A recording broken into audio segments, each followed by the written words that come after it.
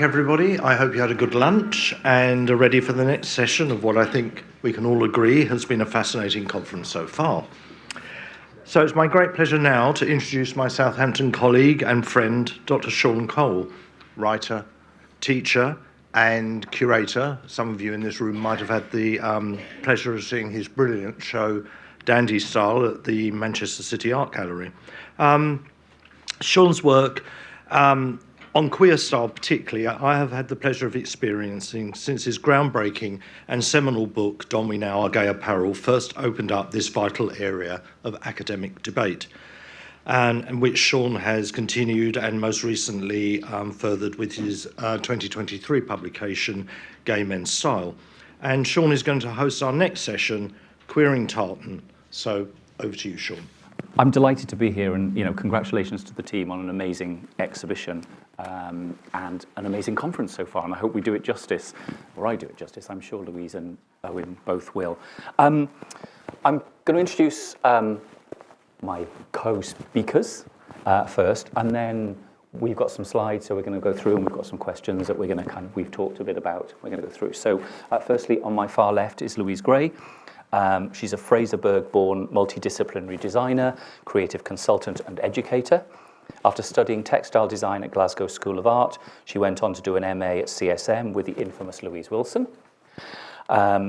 She was selected by the talent incubator Fashion East to showcase her collections, and she won the New Gen sponsorship for London. Some of her works on at the Rebel exhibition in London, if anyone gets a chance. Not that I'm promoting other people's exhibitions, but promoting Louise.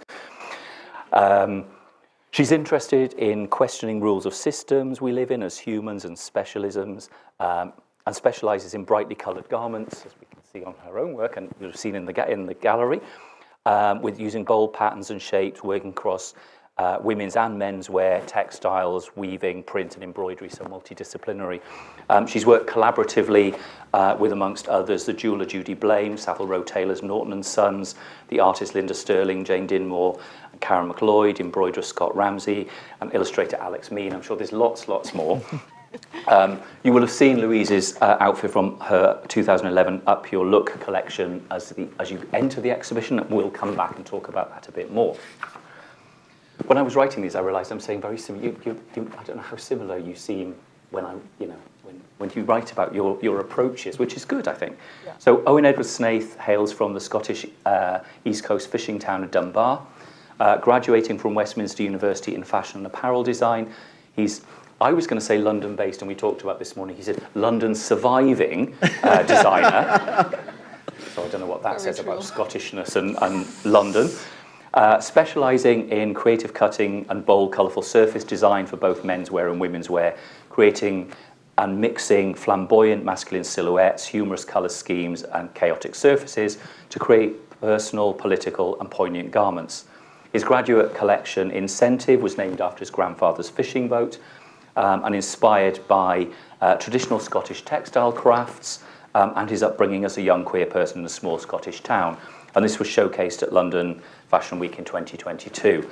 You will have seen his two outfits in the exhibition. I'm sure we'll come back to talk about those shortly.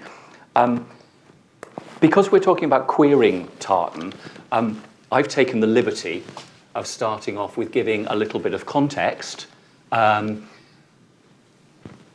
Queer being a kind of difficult, flexible, fluid word. So I just wanted to give some kind of background really on the use of, I'm feeling very informed now about the differences, I think, between tartan, plaid and check. And my apologies for any mistakes I made, because this was prepared beforehand. So, some examples of how, plaid, check, tartan became very synonymous with a very particular, perhaps masculine lesbian look, from earliest in the 1920s through the 50s, right up to the present day. And then the plaid shirt being very much associated from the middle two slides on with the kind of hypermasculine clone identity, but also an earlier example here of Bunny Roger, who was a kind of flamboyant gay man, part of the New Edwardian movement, and a beautiful, I think I'm right in saying that's tartan suit. And then the association from clones through to the masculine bear culture, and particularly here, I was pleased to find a Mr. Bear Scots, so very much that kind of bear identity and Scottish identity coming together. And then thinking a bit about a kind of idea of the queering and how punk had queered identities. So starting with circa 1918, Boy George, a photograph by Della Grace Volcano, and then a couple of other more recent images of kind of queer identified people who are wearing tartans very much as part of their identity. You'll have seen in the exhibition, and if you've read the last chapter of Jonathan's book, talking about the prevalence of tartan within drag, and Cheddar Gorgeous says some really interesting things, and perhaps we can talk about that a bit later. Yeah. So we don't have Cheddar here, when you can be the voice for Cheddar, perhaps. And how tartan has appeared very much within kind of drag styles. Particularly, I realised that these are all people from RuPaul's Drag Race, and I did mean to try not to focus on that particular aspect of drag, but anyway, there we go. And then also, we've talked a bit, I hope you don't mind, registered LGBTQ tartans. I thought was interesting that there are tartans being produced very much around the LGBT community and communities, if you like, as a kind of new identity, a newly recognised identity within tartan. And then I checked this with Jonathan. I was just thinking about the way in which LGBTQ designers have used tartan, and I may have missed people out, but there are two particularly in the exhibition, and we've heard a bit about McQueen earlier today, and then Charles Jeffrey, who's prominent in the exhibition again with his own tartan, I believe woven by Le Caron. So that's just to give us a bit of background before we get going. There are slides now, and I'm going to flick back and forth between Louise's and Owen's slides. So my first question, thinking about the idea of queer and this panel being called Queering Tartan, there is a slight difference between those, and queer has a kind of changing definition and appropriation and use by various people, and queering as an action. For yourselves, and perhaps talking about, if you're happy to talk about your own identities, how would you define queer or queering from your perspectives? I don't mind who wants to start. I don't mind going first. Hi, everyone. I guess queer is, for me, is something that you can identify yourself. It doesn't have a solid meaning, and I'm really interested in language that doesn't have to have one meaning. Life is really complex. Humans are really complex. Sexuality is really complex. So I think queer means a different thing to everyone, and I think to me it just means that I feel other. Like I don't feel heterosexual. Right. And that's it. And it also doesn't have to have anything to do with sex or your sexual orientation at all. It's that I feel other in the world at all times. And I think it's been a really good thing for me to be able to, it's not, I've only started saying that recently, but I think it's how you feel in the world. Like when I got into design, it's because I really disliked the world around me. I hated it. And the idea that you could create your own world and present it to other people is really appealing. I mean, as appealing as being able to create your sort of dreams and share them with people. But I think there's something very powerful about the way that you can interpret how you might feel and somebody else could connect with it. And connecting is the main power tool that we've got. It's the most important one. So, yeah, I'm pretty broad about how I think about it.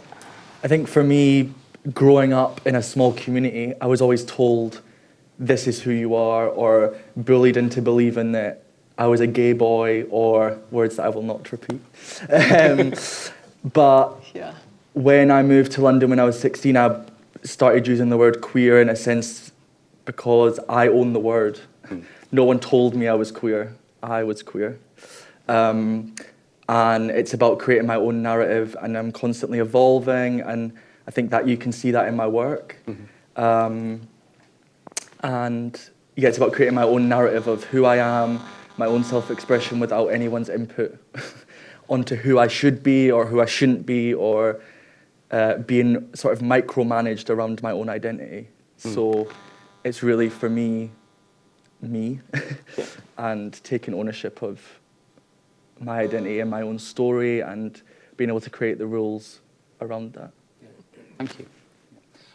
So thinking about that and thinking about the ways in which through the exhibition we've seen how much tartan changes in what it means and how it defines people's identities at different points in time. How does queer fit with your work and particularly your use of tartan? As you know, we could talk about all sorts of things, but let's try and make sure we do have a focus on ideas of tartan here. How does that fit, or put it another way, how does being queer impact on your design aesthetic and your use of tartan? The use of tartan in my work is very political and it's very personal, especially because I use my own tartan, which is the incentive tartan, which represents both the people of the East Coast and the fishing communities that I grew up in, and how I find myself in amongst all that. So my tartan speaks to that, and the colours speak to that. So you've got like orange, which is the lobsters and the shellfish that I was constantly around, but it's also healing. You've got blue, which is the sea, but it's harmony. You've got green, which is from the nets and the seaweed, but it's also nature. And then the small bit of pink that runs through the tartan is me, and that represents sex. So that's where I fit into that big, wider story of where I come from. So I guess the tartan is very political and is queer. And then using it in projects like the Cheddar Gorges project really reiterates that point, because it's about crossing boundaries, and it's about connecting rural communities with more like metropolitan communities. So working with an Alloa-based weaver who's in the audience, and connecting that with sort of more London-based projects, or putting it on a big platform. So yeah, I think that answers the question. Louise, do you want to pick up there or say something controversially different? Split back to some. I don't actually think I used tartan a lot. I used it in this particular collection. Sorry, don't know if you can hear me. I used it in this particular collection. It was called Up Your Look, and it was definitely, I was thinking about who I was and my sort of place in, I guess, the past and what the future could be. Like, I definitely want to create an attitude that women can feel inspired by. Oh, amazing. Is that better? And I did actually look in this collection at lots of Scottish things. Like Michael Clark is from near the town that I'm from, so this was inspired by Hail the New Puritans performance piece. That's why I think you can see like the sort of clash of the spots and the tartans. But I guess I really like using pattern, and particularly tartan, because it is political at all times, because you can project your own identity onto it. And I think anything that you can coerce into that is there to be used in such a powerful way. So I think, yeah, I tried to use it, and I like chaos is important. Like, it can be strong, it can be, I don't know.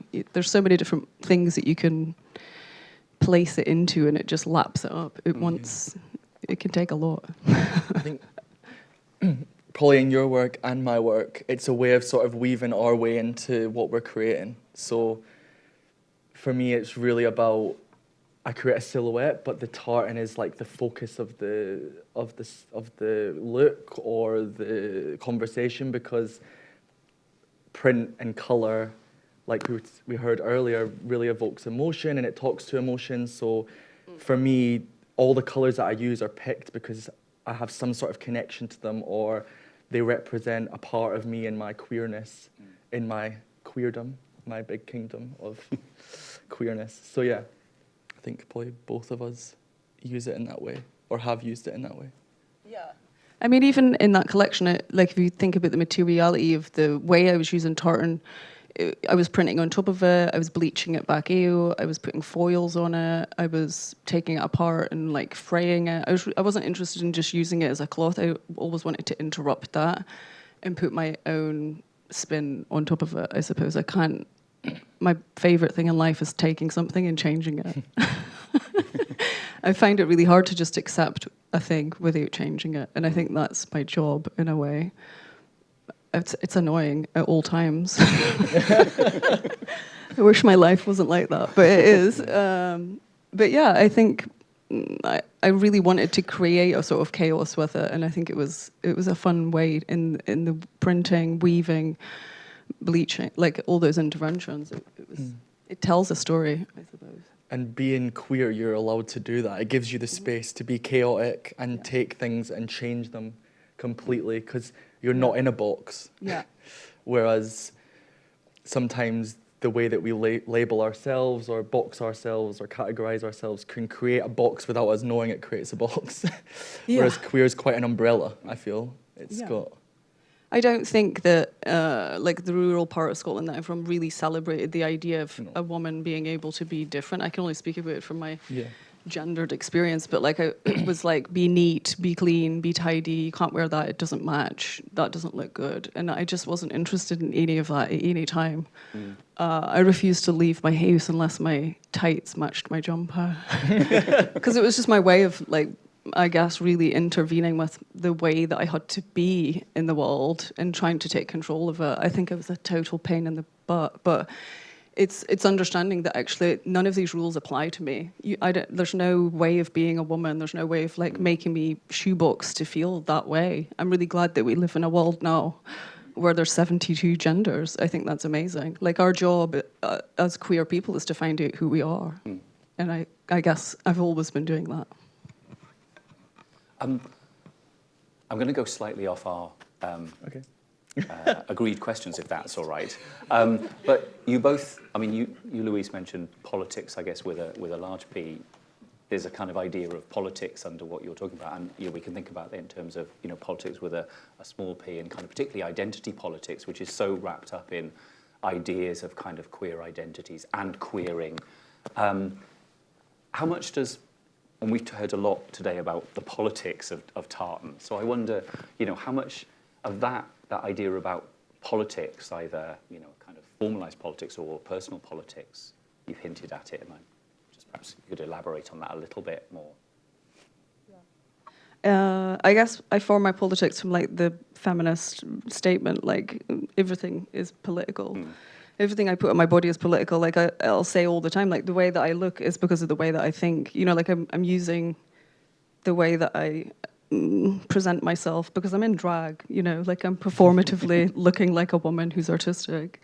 I don't look like this. It's what I do to exist and enjoy living in this world. Sometimes I'll wear something so that I look scary because I do not want to talk to people. Please don't talk to me. I enjoy that.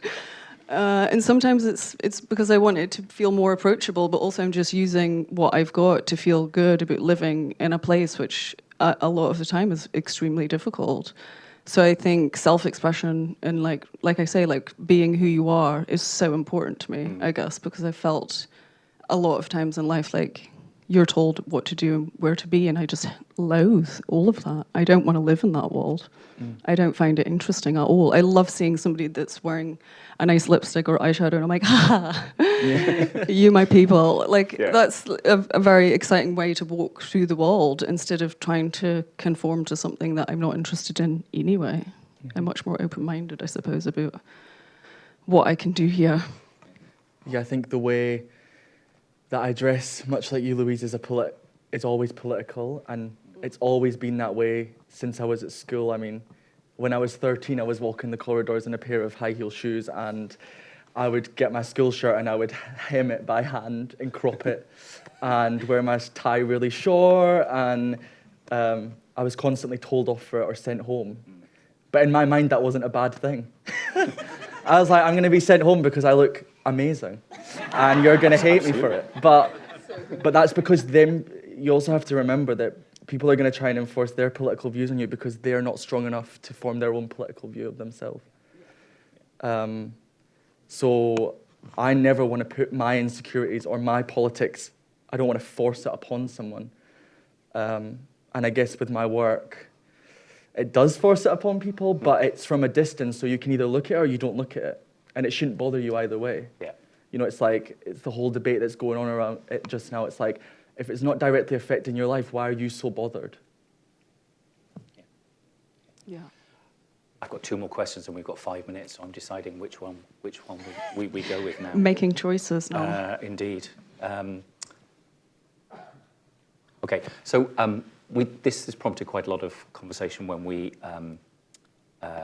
talked initially. So Jack Halberstam describes a queer methodology as a scavenger methodology that combines methods from a range of disciplines that are often at odds with one another. And this resonated for me, certainly when I was looking at Louise and Owen's work. I think there's also a relevance here between punk and ideas of bricolage.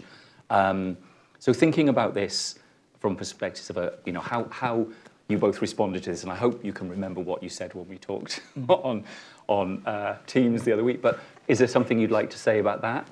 And if not, then I've got a final question I can ask you if there's nothing to say about that. I mean, the thing that I pull from the question is scavenging, because everything that's inspired my research comes from my nan and my pap. They're my granny and granddad. And my earliest memories of scavenging, I guess, is they had this giant chest where they had photos, documents, and that's now all informed the work that I do. And also, I was sort of brought up in this giant scavenger hunt by going to the harbour and sitting with my granddad whilst he would make nets, and I'd find things on the ground, whether it be shells from lobsters, scrap pieces of rusted metal, ropes, nets. So I feel like everything leading up to now has basically been a scavenger hunt, and even from the way that I present my research and dress and style the clothing that I make, it's almost like a scavenger hunt to find the things that you like, because layering and this sort of like idea of like laying everything on is definitely important to my work. So scavenging is top tier for me. Louise, do you feel similar? I do. I think that, when you're thinking about when you're going to research or, I guess, be inspired by something and you're trying to put together things to make a sort of context for a body of work, I approach it like a magpie. I feel like a lot of the time when I was being educated in fashion, people wanted it to feel clean and neat, and I was always like, I hate all of this. My collection can be about whatever I want. I don't care if this doesn't make sense to you. It makes sense to me. It actually makes the work more layered. I think the more things that you can bring in, or the more things that you can reference in your work, it makes it much more approachable from all angles. Judy Blame, who was a hero of mine, who's from that DIY movement, he was also described himself as a magpie. And I think when you've had so much of queer culture erased, specifically because most of the people that could have made our culture more rich probably died of AIDS at too young an age. We don't have enough queer stuff, so everybody's referencing the same thing. So when you find something new and interesting, or something that's been reframed in that context, it feels so exciting to retell that story to people, because I suppose it's our job to continue to do that. Yeah. Fantastic. I'm very conscious of time. Lizzie, do we still have time for the audience? Yep, brilliant. Over to you.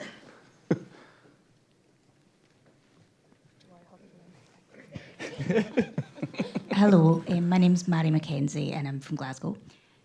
I grew up in Stranraer, so I'm really interested in hearing about small towns and that desire to leave.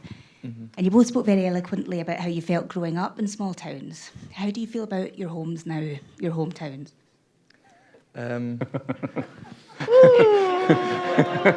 It's being recorded, right? No, it's funny, I had to move away to connect with my hometown. When I was in my hometown, I never felt like I would fit in. And I never felt, even though my family have lived there for years and make up a massive amount of the population, I never felt like I was accepted or could find my spot. When I moved away and then started, especially through my practice, is really where I connected, because the people that I thought would shut me out actually reached out to help. So like the fishermen rallied around and gave me nets, and meeting people like the Nicholsons, who I've known since I was 10 years old.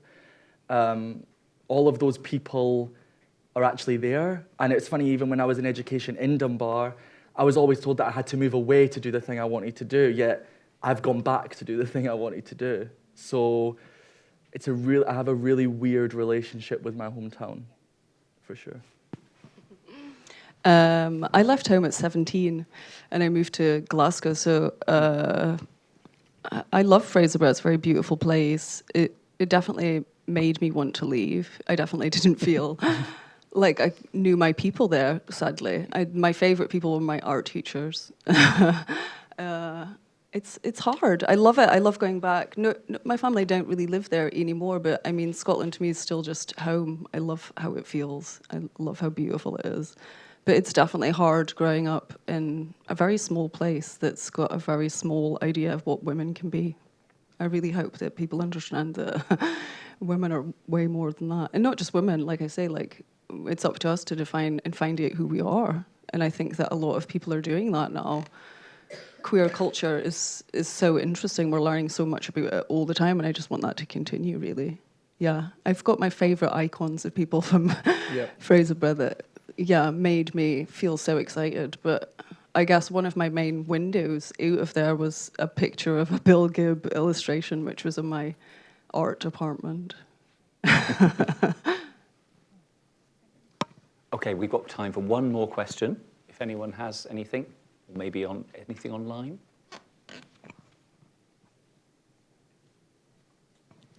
Thank you. Okay, well, it seems like, we can finish slightly ahead of schedule, if that's a good thing. Like you just to say thank you again. Thank you, Owen and Louise, for sharing all of that with us. Thanks so much.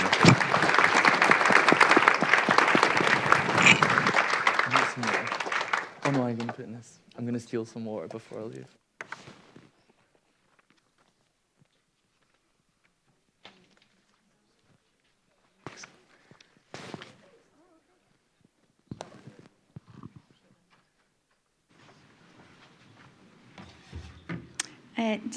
Let's let everyone settle.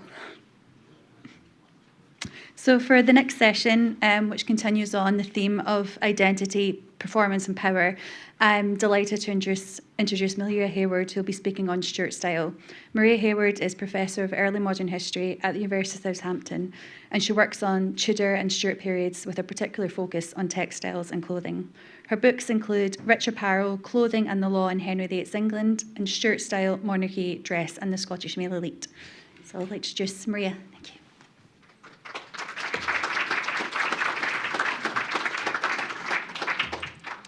Thank you. Thank you very much. And in particular, thank you to Jonathan for the invitation and Lizzie for ensuring that I got here. And so thank you. Stuart style, in the context of this talk, is a very loosely framed one. And for me, it includes the styles of dress that were worn by the Stuart kings and their people across their three kingdoms of Scotland, England, and Ireland. But today, I'm placing a particular emphasis on Scotland and especially on their male subjects. As this group of portrait indicates, James VI and I, Prince Henry and Charles I were consistently painted in the fashionable dress worn at their courts, which ranged from doublet and hose, which you can see on the far left, to doublet and breeches, which you can see on the right, or coat, waistcoat and breeches, which are being worn by Charles II and his brother James, the style which would dominate the second half of the 17th century. However, these garments and the fabrics that they were made from comprised just one strand of Stuart male dress. The wearing of tartan and Highland dress was another, which could be either habitual as a way of dress or adopted for very specific occasions and activities. As this talk briefly explores, a man's garment types and fabric choices, along with his selection of weapons and jewellery, made subtle or not so subtle statements about him as an individual, whether this was linked to nationality, place of birth or residence, language, culture, or status. For those who had the financial means, it was also, of course, possible to own multiple sets of clothes and types of clothes, so allowing them to change how they appeared dependent on where they were, the occasion, the time of day, and a whole range of other contexts. So in other words, they had the option to express multiple clothed identities during the course of their lives. And so that is one of the things that I wish to track briefly in this discussion. So drawing on 4 objects from the Tartan exhibition, which hopefully you've had a chance to see, this talk will briefly explore what they highlight about the significance of this very versatile, but during the course of the long 17th century, quite elusive fabric. And in terms of the context, this slide also encapsulates the types of evidence that I have been working with. So in other words, visual sources, some extant objects, but of which there are very few, and also predominantly written text. And these are written in either Scots or English. So in other words, I haven't engaged with the Gaelic sources that we heard about that were so interesting this morning.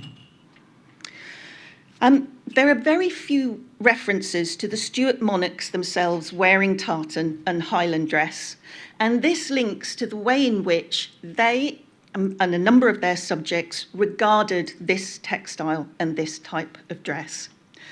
And in particular, it also maps on to Scotland's geography, with the Highland Divide creating significant differences between land use, wealth, dress, and especially language, but also, by the time we get to the 17th century, religion. So here we can see James VI and First, and he articulated how clothing, especially in the Highlands, was regarded in his book, the Basilican Doran, which means kingly gift, which he wrote as a book of guidance for his son and heir, Prince Henry. Now, in his words, he regarded his lowland subjects as civilised, whereas those who came from the Highlands he divided into 2 groups, and this is a quote from his book. He saw them as the one that dwelleth in our mainland, that are barbarous for the most part, yet mixed with some show of civility, and the other that dwelleth in the isles are utter barbarians without any sort of or show of civility. So here we can see that in this sense, the Highland dress that we are interested in was a highly contested and controversial one at the time. This attitude continued to be articulated throughout the 17th century, with Sir Robert Gordon writing a letter of advice to his nephew, John Gordon, 14th Earl of Sutherland, in 1620, urging him to purge your country piece by piece of the unkind and uncivil clothes, such as plaids, mantles, trews, and blue bonnets. Cause the inhabitants of the country to clothe themselves as civil provinces of the kingdom do, with doublet, hose, cloaks, and hat. Not surprisingly, this exhortation was not favourably met in many parts of the country and actively resisted. Visually, this theme was incorporated into the images that decorated the reissue of Speed's map of Scotland. As you can see here, this then provides us with a visual example of what those written sources were articulating, that lowland fashionable dress was seen as a sign of civility, while Highland dress was shown as both being distinctive and also, so in other words, it was a distinctive option, but it was suggested as being a provocative and, in some cases, barbaric alternative. But most importantly, it highlights that 2 different stands of dress were openly acknowledged as being possible within the Scottish kingdom. So in light of James VI's comments, it is not surprising that the links between the later Stuart monarchs and tartan are few and far between. There are a couple of notable exceptions for which there are evidence, which sits at either end of the early modern period. So James V, who we see here with his French wife Mhairi of Guise, and Charles Edward Stuart in the 1740s. And then there are some in the middle that are less easy to find supportable evidence for, such as, for instance, the suggestion that Charles II wore tartan ribbons on his wedding clothes, and that then promote the idea of the Stuart tartan. But there isn't really any evidence from the time that supports this. However, returning to the instances of James V and Charles Edward Stuart's use of tartan and Highland dress, These can be seen as examples of how textiles and clothing were used to exercise a form of soft power. So in other words, where the monarch or would-be monarch could align themselves with specific strands of Scottish society, so in other words, Highland society, as and when it chose them to do so, and also in very different ways. So this double portrait presents James V dressed in fashionable style that was to be found throughout Northern Europe. It was the style he favoured and which was recorded regularly in the pages of the account books compiled by George Kirkcaldy of Grange, Treasurer of the Chamber, and also in the inventories of his clothes produced in 1539 and 1542. However, the account books are open at a particular entry for August 1538, and this records a really interesting payment of 13 shillings for 3 ells of Highland tartan to be made into hose for the King's grace. Now, there are no clues about what this fabric looked like, but we gain a glimpse of what it might have been like from the talk that we heard this morning about the Glen Affric textile. I thought I would give you a chance to have a look at the writing for yourselves. These are the entries relate to that payment for Highland tartan to make hose, and also the items that were bought and paid for in conjunction with it. And I've put a transcript for you if you're not so comfortable reading the 16th century hand. Here you can see it. The spelling is interesting, but once you get your eye in, it is actually very comfortable to read. So I will contextualise this for you briefly. So alongside the purchase of tartan, and the quantity of fabric purchased suggests that this might have been used to make a pair of trews.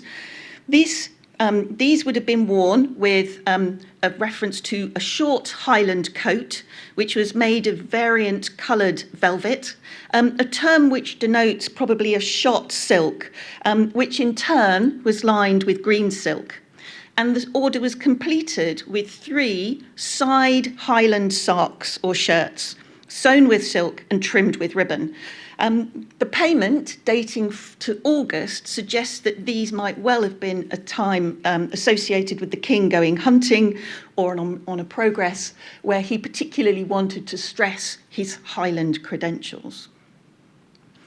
Now, in contrast, Charles Edward Stuart adopted tartan and Highland dress for very different reasons and for a much longer period where he was seeking to present himself as the leader of a specific strand of his Scottish people in his bid to reclaim the Stuart Three Kingdoms. However, as he's really outside the scope of my paper, what I would like to turn to now is to present you an example of someone who is depicted in the Highland style towards the end of the 17th century. And this is John Michael Wright's wonderful portrait of Lord Mungo Mhairi, the younger son of the Marquis of Atholl, that was painted in 1683. The portrait is significant because it is one of the earliest depictions of a man in Highland dress in portrait form, and it provides evidence of tartan being worn, while also stressing that the sitters often wore several different tartans to make up one ensemble. And as Jonathan Fairs has noticed in his book, the tartan of Mungo's plaid, and I quote, is an unrecognisable and highly complex chack, unlike any clan tartan known today. But it is worth pointing out that Wright was a very keen observer of textiles and he painted them incredibly well. So it's likely that this is an accurate representation of what Lord Mungo was wearing, rather than just a piece of artistic fancy. What's more important potentially about the portrait than just the clothes is the way that Lord Mungo wears them. This is very much an individual who is feeling confident in these clothes. He does not regard them as barbaric attire. These are something that he is wearing with great flamboyance and would fit with what Amanda Bailey has described as flaunting, a characteristic of male dress, she observes, in the 17th century. So this sense of style and the cultural value that Highland men placed on their clothing was summed up by 2 English travellers to Scotland. The first was John Ray, who observed in 1662 that Scottish men of all levels wore their clothes with style, adding that, and I quote, even a fellow who had scarcely 10 groats was clad like a gentleman. So in other words, demonstrating the value that people placed on their appearance. And 15 years later, the Yorkshireman Thomas Kirk visited Inverness and described the local men strutting like peacocks in their short doublets with their slashed sleeves, their plaid and their other Highland attire. So as such, by this point, both visually and in verbal descriptions, we can see tartan really becoming an important part of male appearance.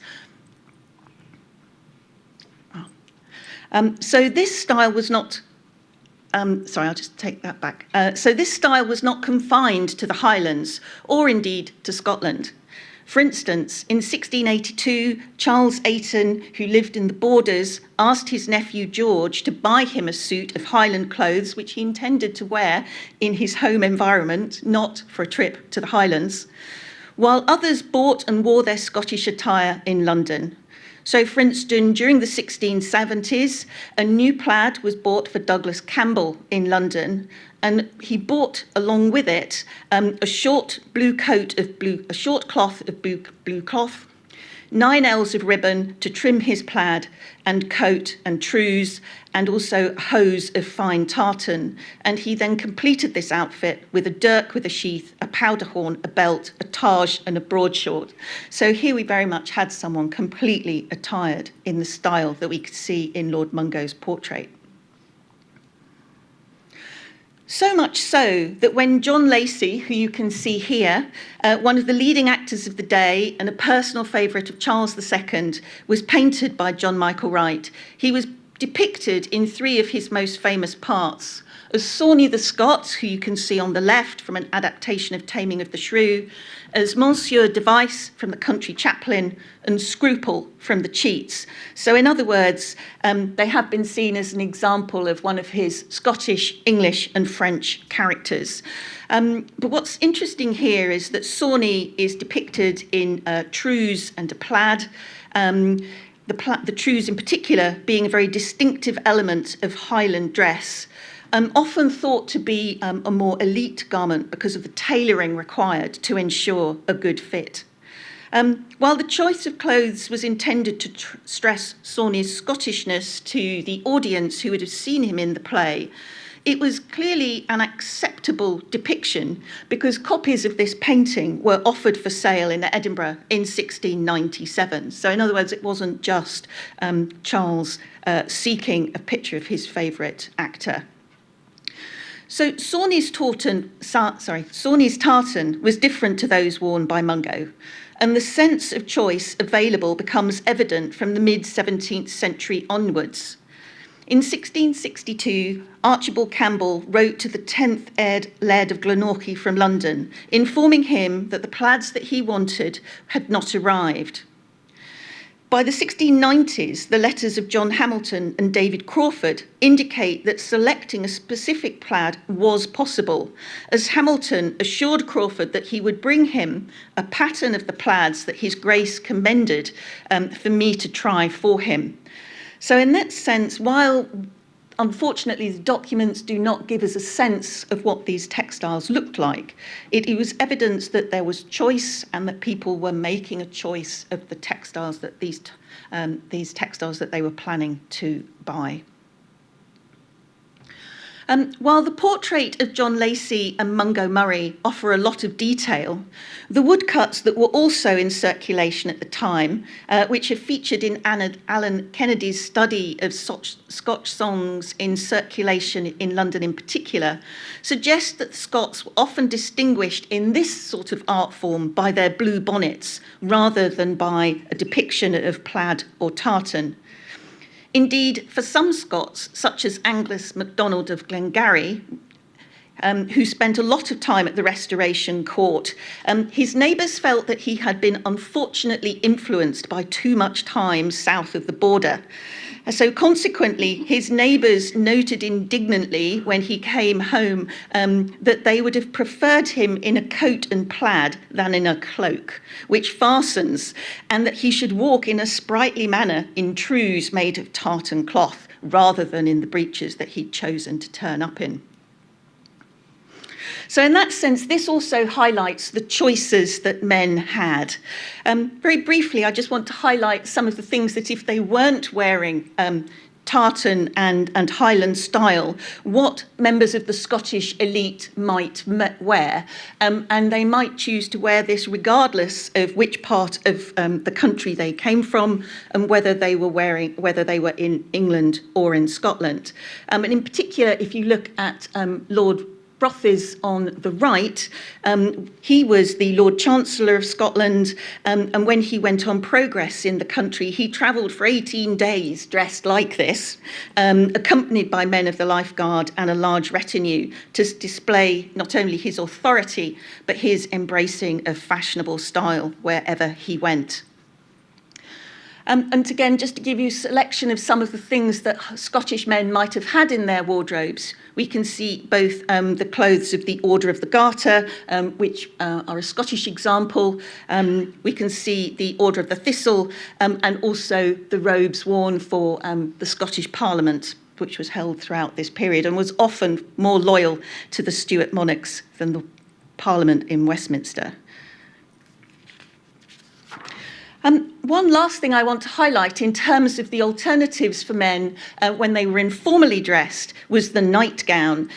These were seen as the height of male chic, and this in particular for informal wear, but were deceptively expensive because of the quantity and usually the quality of the fabric involved. Now, these portraits only depict Scottish sitters in striped examples.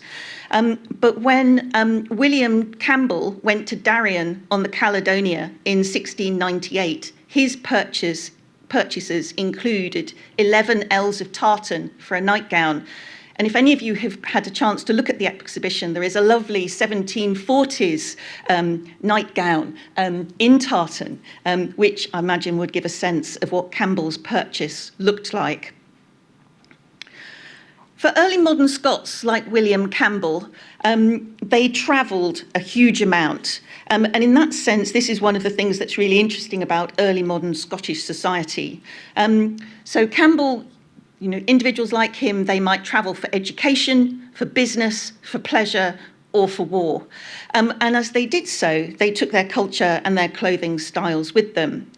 And again, this is where the distinction between the lowland sort of style that we would associate with fashionable dress and Highland dress becomes significant, because it has an important bearing on how individuals were regarded as they travelled.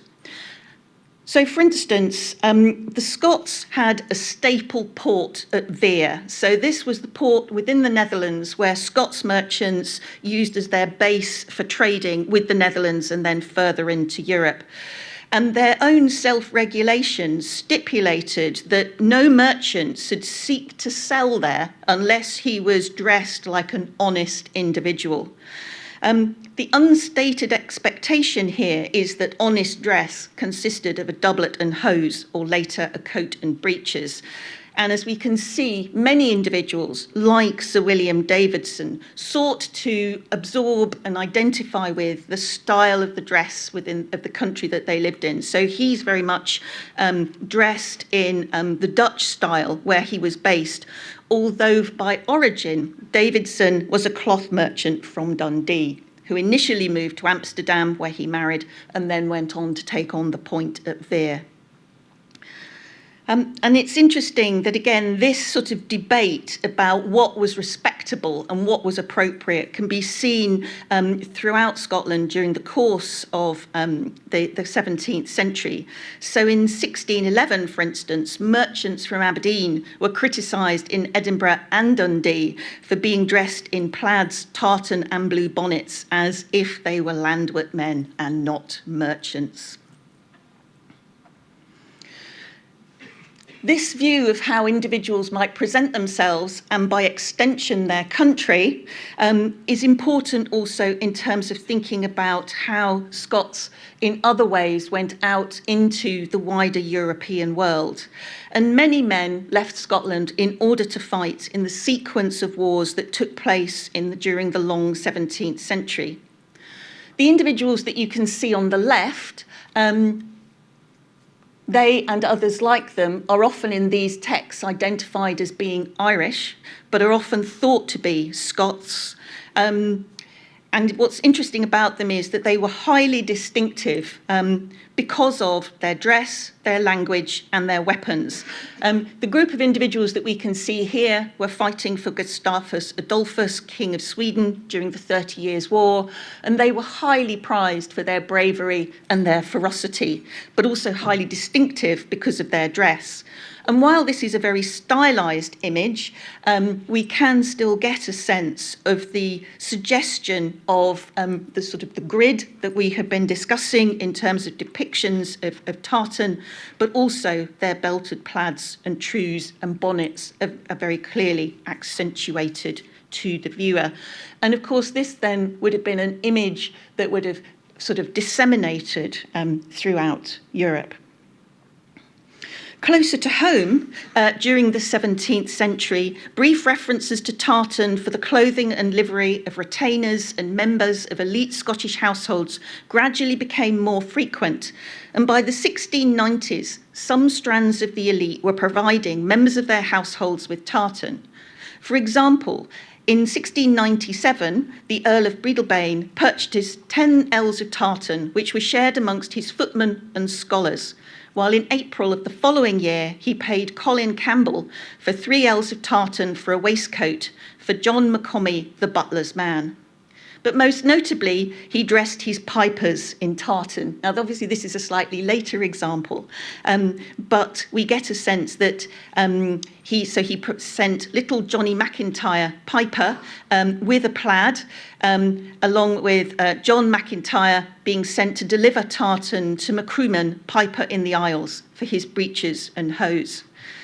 Now, while no details were recorded of the colour of this fabric or its style, these examples do demonstrate that tartan was being used to identify connections between specific individuals in terms of allegiance and wider group identity.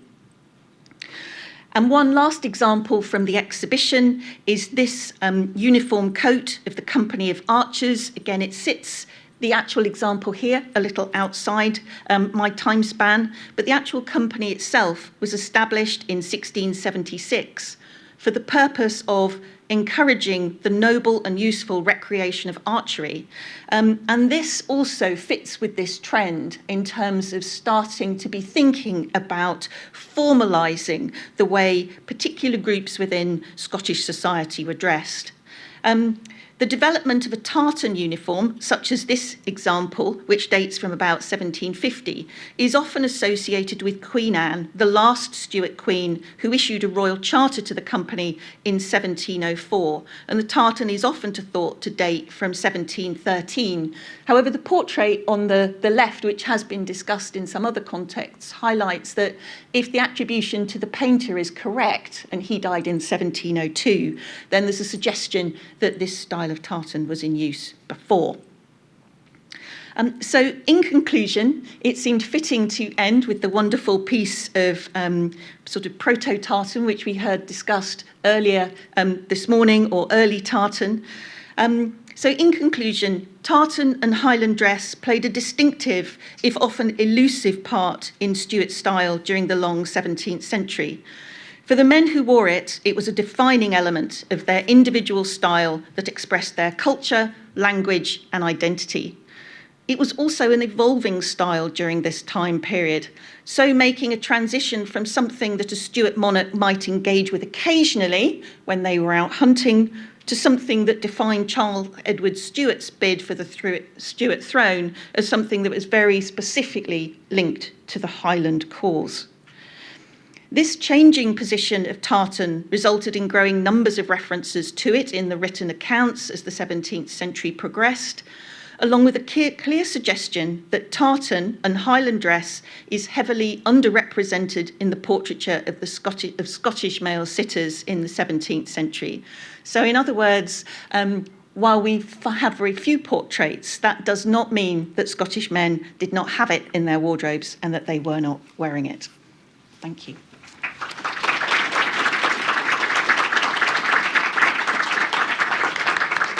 To say thank you to Maria for such a rich presentation that I think really drew together a lot of the themes of what we've been discussing in the conference today, and certainly a lot of themes that are present within the exhibition. So I think we've got time for one question for anyone who would like to be that lucky person. Oh, sorry. Would you like to say where you're from, your name and where you're from? Oh, sorry. Yeah. Hello, it's me again, I'm afraid. My name is Uthra Rajgopal. I've just started a PhD actually, and that's at Nottingham Trent, but I'm also an independent curator with a specialist interest in South Asian textiles, but that has nothing to do with my question.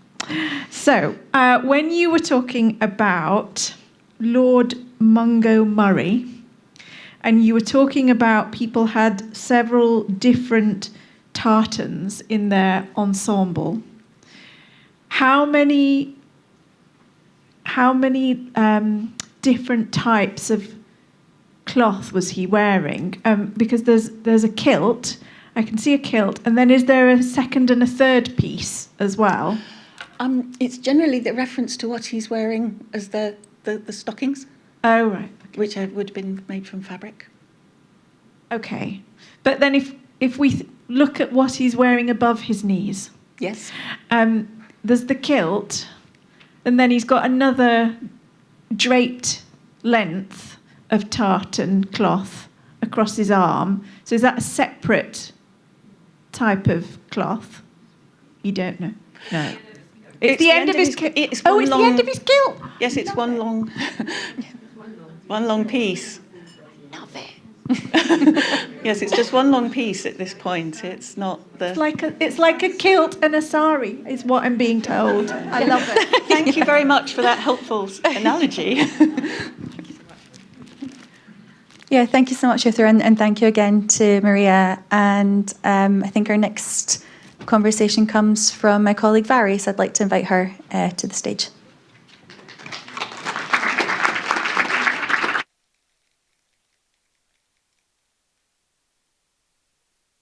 We're just going to get settled. We're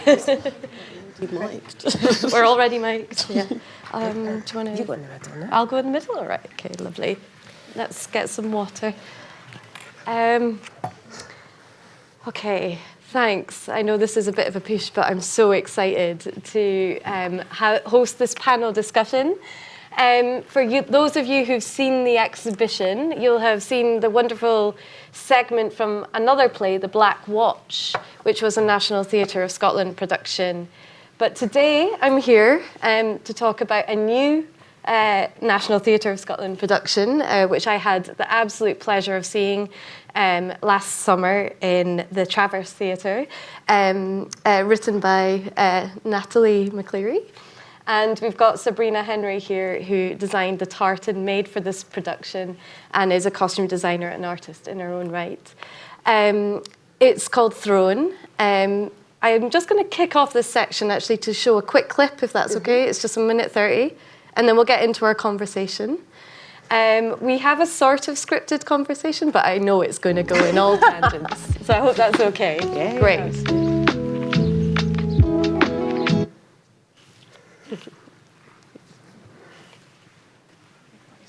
See it. I know. If it works. Anticipation builds.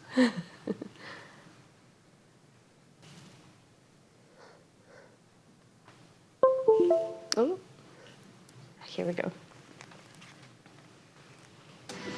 That patch of grass that you fight on, that land, it's just a random bit of ground in a random field. That is until you stand on it and your bare feet feel it. You feel it. experience of history, the stories of past fights, past struggles, past victories, past losses. The land absorbs it, preserves it, speaks it. If you care to listen, she embodies the experience of her people, and when our feet sink into the story-rich ground. As we prepare for the fight, our experience of the past is released into the present. Their breath is our breath. Their cry is our cry. Their pain is our pain. Their victory is our victory. Our hope is their hope. Our fight is their fight. And the land, she doesn't judge the stories. She doesn't care who they came from or where they came from. She honours all of them equally.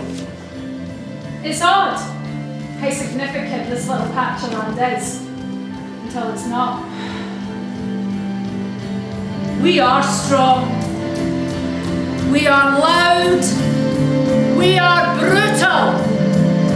And if it makes people uncomfortable, good!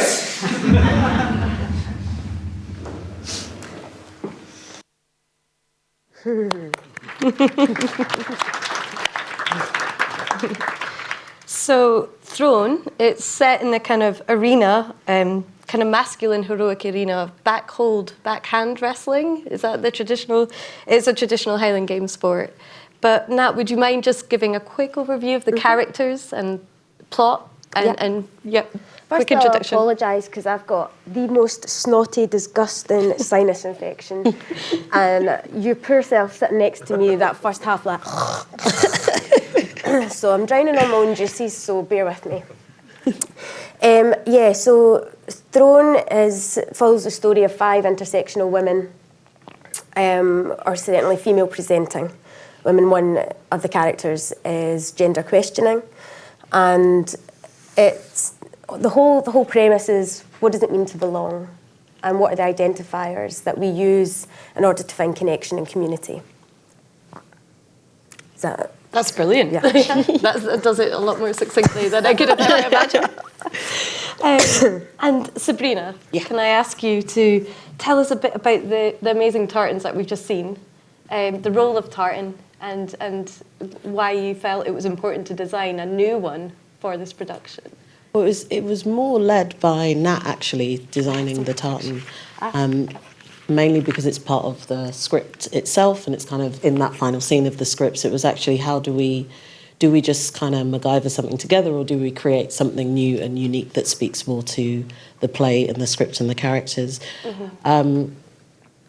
I tried to hand draw it, and I'll be honest, I didn't understand the mathematics of making a tartan. So I spent maybe 2 days just having a nice time with tracing paper. When I spoke to Viva and Chris McAvoy, he kind of laughed at me a little bit and said that isn't going to work at all. But then we started to figure out how it could work and how it could still speak to the characters. So I think there are 7 colours, which is more than there should ever be. Quite a lot, yes. Yeah, so there's one to represent each of the characters. There's a base grey because they're all really hot primary colours, so there's something that just needed to kind of calm it down. And then a little bit of white is in there as well. So on the warp, as you can see there, that's all kind of quite a thin, heavy wool twill. And then going in the weft were many, many different kinds of scraps of texture, some fabric, some offcuts, but they all still worked within the colourways. So there were some metallics, some leather, some more like paper. Let's see if I have a picture. Oh, there they are. That's Vavar. Yeah. Yeah, who you worked with. And how was it? I mean, you talked about how you embraced imperfections in the design of this tartan. Why was that? How did it, working with a traditional, a small-scale weaving mill like Vavar, how that must have been quite challenging for them, I imagine. I think in practical terms it's actually easier, because fixing flaws in tartan takes a lot of time. Mm-hmm. So you have to pull it all through, make sure it's all regulated. Mm-hmm. So for them, they were actually thrilled to hear that, and that kind of came into the script as well, because as it's written, it's a hand-produced tartan for each of the wrestlers. So it was much easier for them to do that. But in terms of embracing imperfection, I suppose, as David, I think, was saying earlier, kind of irregularities in things make them live. So it is more interesting to see it that way than it is to see it standardised. Also, for me, just to jump in on that, Yes. the reason I wanted the imperfections left in the kilts is because I think the regularity of the Tartan pattern is all very well and good, but it's the elimination of the little blip or the little thing that doesn't quite fit in, which is how I've identified for myself for many, many years, that, you know, considering that to spoil the whole rather than enhance it or give it meaning. And I think there was something about the contextualisation of the whole as a result of the imperfection that really was interesting to me, not only narratively, but then also as a physical manifestation of that within the tartan itself. Kind of like a flattening, isn't it? Like when you make everything so perfect, it's hard to kind of see and read it and think about it and feel it when you're wearing it or when you're looking at it as well. It's just totally horizontal. One of the lines in the play that actually, to kind of riff off that struck me was, "You are all present and essential in this pattern." I can't remember who says it. Helen. Is it Helen? She's kind of like the team leader. Yeah. And I think, like the wrestle hold, this kind of metaphor of tartan, it's so crucial to the play. Like it's omnipresent. It kind of holds play together, like the wrestle hold, which is also one of kind of tension, but care and fear, pulling closer and pushing away at the same time. So, Nat, I wanted to pick up on this idea of choosing tartan as a structure for the play, but also how you have used tartan to almost as a structure for being a playwright, for literally writing, that kind of tension, those diametric opposites. Do you find that a creative tool? The tartan was an easy catalyst for the whole story simply because it's so rooted in our history, our sense of cultural identity on a national level, but also, as inclusive as it also is quite exclusionary.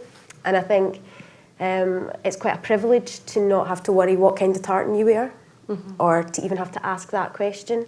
And it can be quite alienating from a sense of home to even have to question your relationship to something that seems so inherently rooted in a sense of Scotland or Scottishness.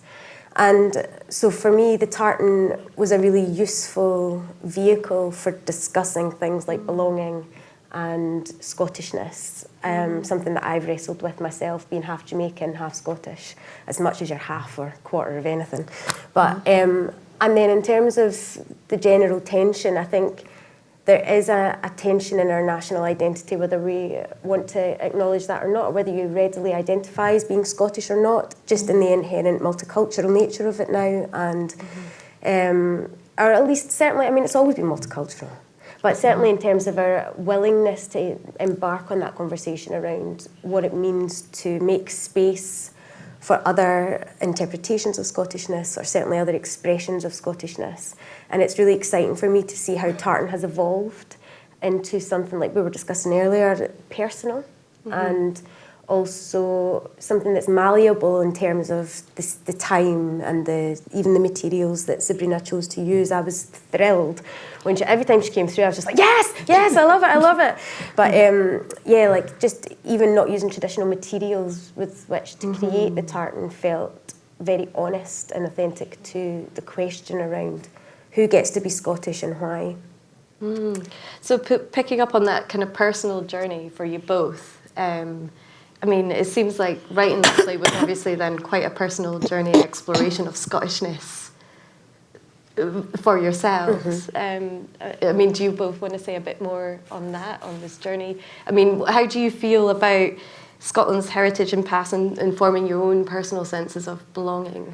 Well, Sabrina and I had an interesting talk around, because Sabrina has a wee one, hope the name's soon, but, you know, and the idea of one person's experience is not necessarily someone else's, and the need for conversation, even awkward ones and difficult ones, in order for people to feel that there's a space for their own narrative or their own experience of Scotland. And yeah, I think it is hugely personal for me, simply because I don't look Scottish, but I sound Scottish. And even in 2023, people are like, oh, I didn't expect you to speak with a Scottish accent. And so some of them are even extended family. So yeah, I think it's a really pertinent question to now, as Scotland also forges ahead in asking who we are in 2023, who we are as a nation, what we want as a nation, and the disunity even within that, how we converse when politically we can be hugely diametrically opposed in terms of our vision for a future Scotland. And I think unless we have these difficult conversations, what we're going to end up with is a hugely polarised nation and a lack of community. We're going to end up with, a very broken sense of Scottishness, I think. But there's hope there. But there is hope there. I left feeling the play really empowered and proud. Sabrina, do you want to pick up on any of that? I mean, making this tartan, I mean, did you like tartan before? Because I've always had this kind of, I'll be honest, a little bit of an aversion to wearing tartan, and I've noticed today, sadly, now I'm a big fan, and normally I would be donning it, but how do you feel about it? Does it enter your wardrobe now? No, I don't think I really thought about it. I mean, I'm not from here, but I am now from here. So it didn't really come into my consciousness in that way, thinking about it any differently to any other kind of weave. Right. But then thinking about Westwood, other designers, then it would have done. So I didn't really think about it in terms of like a heritage, or that's not how it sat with me. It was just like a fabric I liked or didn't like. So it was more like that. I think then thinking about it for the play was just a lot more specific, and then trying to understand how important it would be and in what ways it was important to people when they were designing it for themselves or for their clan or for their family in more modern times. So I tried to stick with that and try and think about that with the colours and the fabrics that we were using. I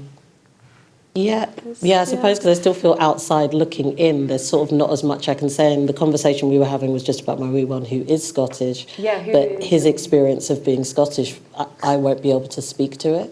So I think I found that the play actually could speak to, which will be in his past, I mean, he's 2 years old, but could speak to what a foundation of being Scottish but not white Scottish is, that I won't be able to address. But I think all the characters in the play, they're constantly grappling with that kind of personal journey of discovery and finding out who they are. And that last scene that we've just seen is a really brilliant kind of little example of some of those those moments that really come to a head so beautifully in the play.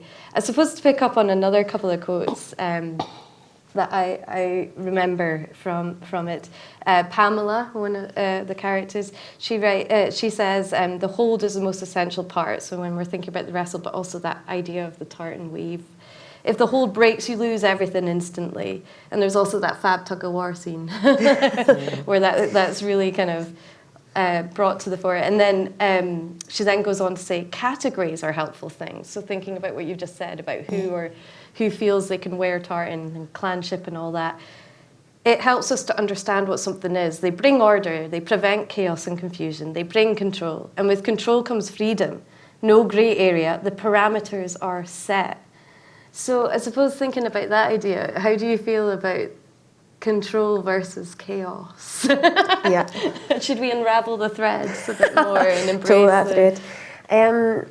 I think chaos exists, and I think certainly in terms of identity, self-identity, especially in 2023, where there's finally a freedom to have a conversation around how you may identify for yourself without that being prescribed.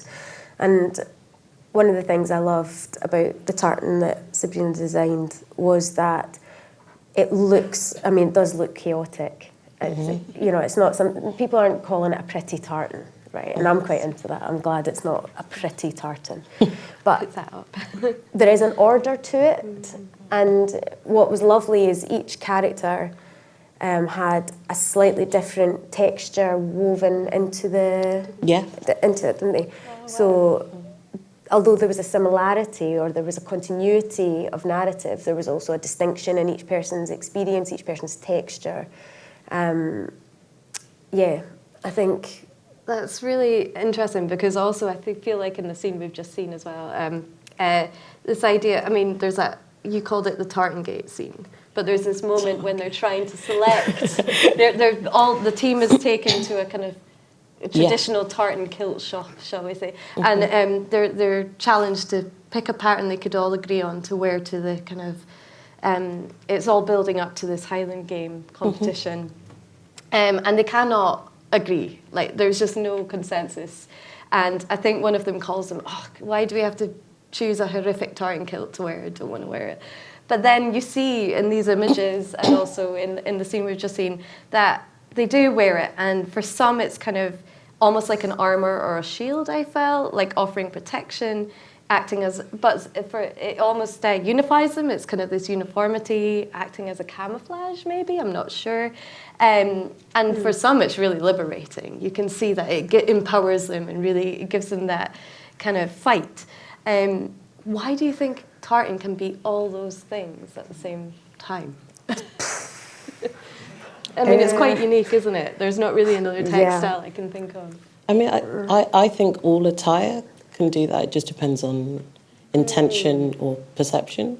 But you only, maybe we have more choices now, but clothing always does that. And in this day and age, within the luxury that we live in, we make choices on the basis of how we intend to be perceived. And that's the limit of our control anyway. So I don't personally think it's unique to tartan. And that's another thing in the play. Each character is constant. There's this authenticity theme that runs through about how you want to be perceived, or how some of the characters want to be seen. So Chantel's kind of Insta influencer drive to be the next big thing on TikTok. Yeah, because I think what for me distinguishes the sort of mythological or spiritual or whatever texture around tartan versus an amazing 80s power suit, which I would love to wear, is that one is rooted in a sense of home, a sense of belonging, a sense of a wider agreement that this is who we are. And one is very much about how I want to look or how I want to be perceived. But I think the other thing is no one's going to stop me wearing an 80s power suit. They can try. Whereas there is, and for me, there has been an experiential, unspoken barrier to engaging with tartan. And so the act of wearing it has almost felt rebellious and subversive, but also has felt performative, where I feel a disconnect between authentically wearing it and wearing it. And I think I don't have that relationship to anything else in my wardrobe at all. I've chosen things that just I naturally gravitate towards without any question whether it's appropriate, whether I have a right to wear it. But tartan, which is so rooted in my own sense of self, there's a strange alienation in terms of my ability to engage with that, with permission or with authenticity. So I think as much as I totally do agree that all clothes have the ability to empower and to define, that there is something around your acceptance into the greater community or the whole, which adds, for me, a greater significance to that cloth, no matter what the pattern is. That historicity as well. I like that. I've been given a little bit of a 5-minute warning, and I want to get questions in from the audience, but can I just ask one more about the future of Throne? Is there a chance for people who may not have seen it to see it again? Do we know if it'll go? She's currently sitting on this, gendered her, is currently sitting on this slate with NTS as an attempt to hopefully have another life, but yeah. But you can buy the play from all reputable bookstores. And it's a brilliant read as well. So you can help fund my next 80s power suit if you so desire and buy the play. And do you have anything else you want to quickly say before I throw it into questions? I mean, I've got so much more I'd love to pick your brains on. So if we don't get any questions, I'll keep it going. Okay, questions. Jonathan. Thank you, Lizzie. Thanks. That was great, and unfortunately I didn't see the play, but I can't help it being an old film buff. When the stage lights are on, the metallics, really are effective, aren't they? And for me, that connects the film version of Brigadoon with its lurex shot tartans to now, and that whole idea, which I think you're talking about, Sabrina, about the mythological aspects of Tartan. I mean, do all the characters have metallics in them, and was that a big part of the effect of the Tartan? No, the different textures responded to their characters. Right. So I think there might be some blue, shall I which, I mean, Owen was speaking about this earlier. Pamela in the centre. So there was blue, which was more representing the sea, and green more representing land, and just thinking about which directions they would be. And then the rest were more kind of sun growth characters. Chantal is quite like a prickly character. So Chantal's was hot pink and quite metallic. I think Imogen's was more leather, a bit harder, but was orange. But everyone had different textures. Some were softer. So with the land, it was more mossy. So they were more like... not real mohair, but like mohair textures in there. So everybody's was different to represent their character in the West. That's great. And not everybody had everybody's colour to stand out as well. They had their own. Yeah. But it is really effective when they're lit, isn't it? Because it does create that theatrical moment of, you know, right, Brigadoon's asking maybe where are we, and you're asking who are we or something, but it creates that magic, doesn't it? Yeah. Brilliant. We've always spoken about as well how tartan's always in movement. It's always being performed, even when you're wearing a kilt. It's the swing, it's the weight of it, it's how it feels on the body. And I think there's no accident that was worn at the Highland Games for that also theatrical effect, performative nature, as well as, you know, how we've seen it on film, on television, and now actually as part of influencer culture on TikTok and social media. So I don't know if there's, was that a conscious... Was it also for stage effect, really, as well? No, that was just a very happy coincidence. So, yeah, that was a bonus. I think the Black Watch clip in the exhibition also shows that idea of it as performative. Tartan is naturally performative. Do we have any other questions, the audience? Any online? No? Oh, yes. Oh, thank you. Thank you. I was really struck in the previous talk when I think it was James, I can't remember what time it was, and it said, so you were allowed to wear 2 different things and be Scottish, and I thought, wow, that was really quite restrictive compared to what everyone can wear nowadays. And, you know, we're much more individualistic, I think. So I was really interested when you said just about tartan, that of all the things in your wardrobe where you could be an individual, and that still had that kind of impact of being something, you know, or being, you know, allowed to be. And I just wondered, this could be to either of you in regards to fashion, and are you aware of who's kind of making the rules, as it were, about what is Scottish fashion at the moment? You know, because you kind of think, oh, anyone could wear a tartan now and that's fine. We're allowed more than 2 things to wear to be Scottish. So who's kind of saying what is Scottish now, or is it just so multivaried?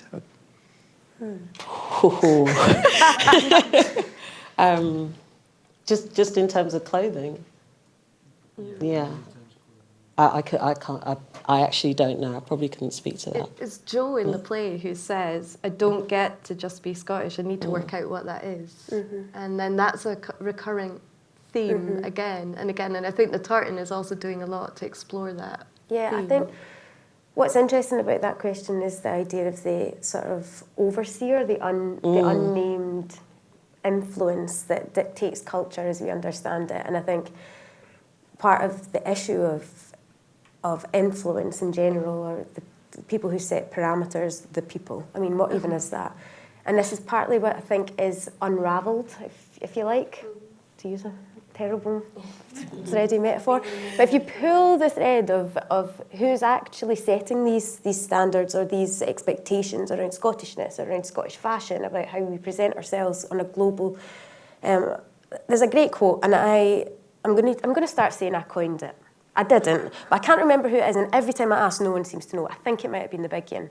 But they say that the Scottish people are the only people who shop in their own souvenir shops.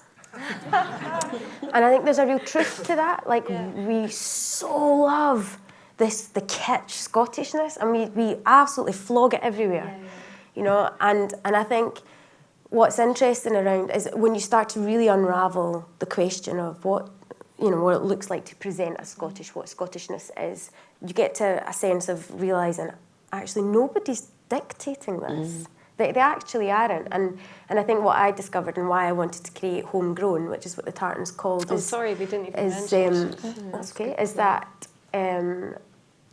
it felt so empowering to say, actually, I need no permission. I need no permission to create and register this tartan that is an identifier for me of my Scottishness and my understanding of that. But I think we just need to have bigger conversations, more uncomfortable conversations to interrogate what you're saying around the who says what and why these structures exist or why these expectations or definitions of Scottishness exist. So embrace the chaos. Yeah, embrace the chaos. All right. Well, on that, I think we'll wrap up. And I believe, I think, is that our time, Rosie? Yeah, I'm getting the thumbs up. Yeah. Well, thank you so much. Thank you. I really appreciate it. And I do hope there's another production of Thrones soon. So do I.